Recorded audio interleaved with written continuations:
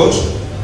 Θεωρώ πως είναι μια πολύ καλή ευκαιρία, γιατί και εγώ ασχολήθηκα με την πληροφορική ένα χρόνο πριν δηλώσω συμμετοχή στο bootcamp και ήταν το timing τέλειο ώστε να γίνει το όνειρό μου πραγματικότητα, γιατί πραγματικά και στον τομέα της πληροφορικής δεν είχα κάποια άλλη διέξοδο. Ενώ το bootcamp δεν είναι μια πολύ καλή διέξοδος για κάποιον που θέλει να κάνει το όνειρό πραγματικότητα.